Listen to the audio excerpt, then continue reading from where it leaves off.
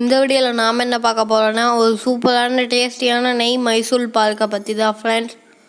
வாங்க வீடியோக்குள்ளே போகலாம். இந்த வீடியோ பிடிச்சிருந்தா லைக் பண்ணுங்கள், ஷேர் பண்ணுங்கள், மறக்காமல் நம்ம சேனலுக்கு சப்ஸ்கிரைப் பண்ணுங்கள்.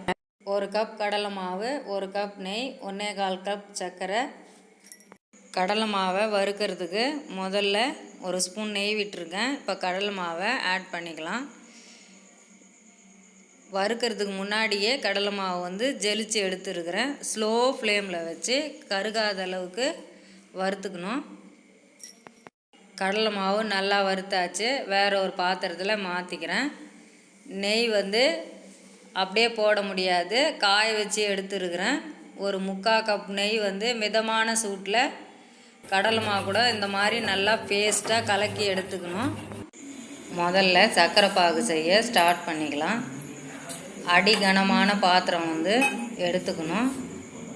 இப்போது 1/4 கப் சர்க்கரை ஆட் பண்ணியிருக்கேன். ஒரு 1/2 கப் தண்ணி ஊற்றிக்கலாம். சர்க்கரையும் தண்ணியும் ஊற்றின பிறகு தான் அடுப்பை பற்ற வைக்கணும். இப்போ அடுப்பை பற்ற வச்சுக்கலாம். சர்க்கரையும் தண்ணியும் நல்லா முதல்ல கரையிற அளவுக்கு கலக்கி விட்டுக்கினே இருக்கணும். சர்க்கரை இந்த மாதிரி கொதித்து வரணும், பாகுபதம் வரணும். பக்கத்தில் நான் ஒரு சின்ன கப்பில் தண்ணி வச்சுருக்கிறேன். அந்த தண்ணியில் இந்த சர்க்கரை பாகு விட்டு உருட்டி எடுக்கும்போது உருண்டையாக வரணும்.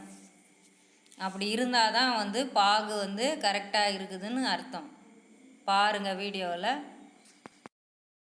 சர்க்கரை பாகு செய்கிறதுக்கு முன்னாடியே மைசூர் பாகு ஊற்றுறதுக்கு ஒரு பிளேட்டோ இல்லை ட்ரே எது இருந்தாலும் பரவாயில்ல, நெய் தடவி வைக்கணும். நான் முன்னாடியே நெய் தடவி வச்சுருக்கிறேன். கேஸை ஸ்லோவில் வச்சுட்டு கரைச்சி வச்ச கடலை மாவை கட்டி இல்லாமல் ஊற்றுறதுக்கு முன்னாடி மீண்டும் ஒரு முறை நல்லா இந்த மாதிரி கலக்கி எடுத்துக்கணும். இப்போ கொஞ்சம் கொஞ்சமாக ஊற்றி கைவிடாமல் கலக்கிக்கினே இருக்கணும்.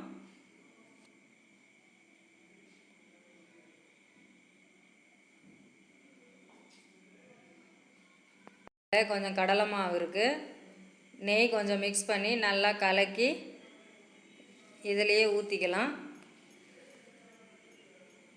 கை விடாமல் கலக்கிக்கினே இருக்கணும். பாத்திரம் கனமான பாத்திரமாக இருந்தால் அடி பிடிக்காது. நெய் கொஞ்சம் இப்போ விட்டுக்கலாம். நெய் மிச்சம் இருக்கிற நெய்யை 2 முறையாக விட்டு கூட நல்லா கலக்கி விட்டுக்கினே இருக்கணும். ரொம்பவும் கெட்டியாக ஆகக்கூடாது. ரொம்ப கெட்டியானால் மைசூர் பாக்கு மொறுமொறுன்னு இருக்கும். இது நெய் மைசூர் பாக்கு. சாஃப்டாக வரணும்னா கொஞ்சம் லிக்விடாக இருக்கணும். இப்போ கடைசியாக கொஞ்சம் நெய் இருக்குது, ஊற்றி நல்லா கலக்கி விட்டுக்கலாம். மைசூர் பாக்கு ரெடி ஆயிடுச்சு. பிளேட்டில் எடுத்து ஊற்றிக்கலாம். ஒரு 1/2 hour கழித்து நம்மளுக்கு என்ன ஷேப் விருப்பமாக இருக்குதோ அந்த ஷேப்பில் கட் பண்ணிக்கலாம். ஸ்கொயரில் தான் கட் பண்ணோம் அப்படியெல்லாம் ஒன்றும் இல்லை. ஒரு டேஸ்டான மைசூர் பாக்கு ரெடி ஆயிடுச்சு.